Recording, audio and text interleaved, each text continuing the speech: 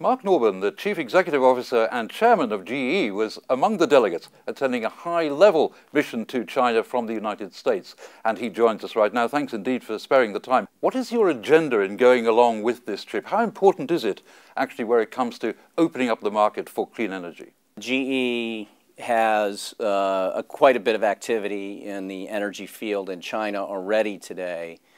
I think the Secretary's mission here and the 24 companies that are joining him will help to surface some other opportunities and build relations and hopefully move things forward even more quickly. Things are moving fairly quickly in the green energy space in China today, and this mission is aiming at having it move even more quickly. You're visiting, of course, 3 places on this trip, including Shanghai and Beijing. But how important is Hong Kong, the first point of call? You know, the Hong Kong leg is very significant. I think that's one of the reasons why it was chosen as the first stop in the Secretary's mission.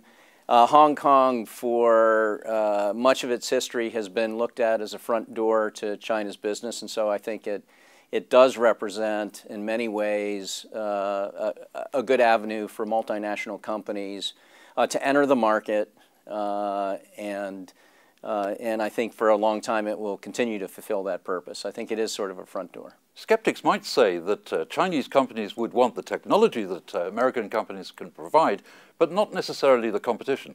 So what's your opinion of that? We've been able to form a number of partnerships in China.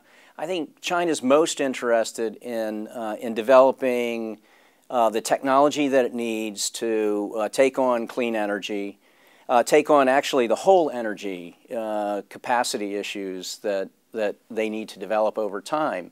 China will not be able to do it alone. They recognize that, and so, you know, the only way that that both the clean energy and the energy production that the world needs, the only way that that will be able to be taken on is through a cooperation between countries like, particularly countries like the U.S. and China. So I think there's a recognition there, and we've seen more advancement through cooperation than, you know, sort of fighting it from our perspective. Successive administrations in the United States have called on China to appreciate the renminbi or allow the renminbi to be appreciated. But wouldn't that only increase costs? And what would your opinion be to that? I don't really try to second-guess governmental policy either on the China side or on the U.S. side. From a company perspective, we tend to hedge our exposure both in terms of assets, revenue, and costs. And so it's not as big of an issue, certainly in the short term, for us. So, you know, I don't presume to be able to tell the governments what they should be doing with their currency policy, though. What's your view of China as a leader in the clean energy field? The government here has recognized the need to move on clean energy, and they've stated very clearly that their goals are to increase the carbon efficiency of their economy by 40 to 45% by the year 2020, and they're moving in that direction. There are clear ways that they're going to get there through their planning process, and so I think they're making very good progress and moving in the right direction. And GE presumably will be there to see these developments happen. Absolutely. We you know, in many different areas. I think one of the biggest areas is the area of clean coal. China today gets about 75% of its energy from coal. They'll reduce that over time, but it will still be at least 2/3 of the energy production will come from coal by the year 2020.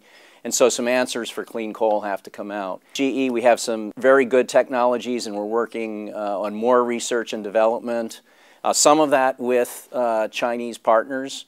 And so we're going to try to move forward, and I think that's going to be an important part of how China addresses the whole climate change issue.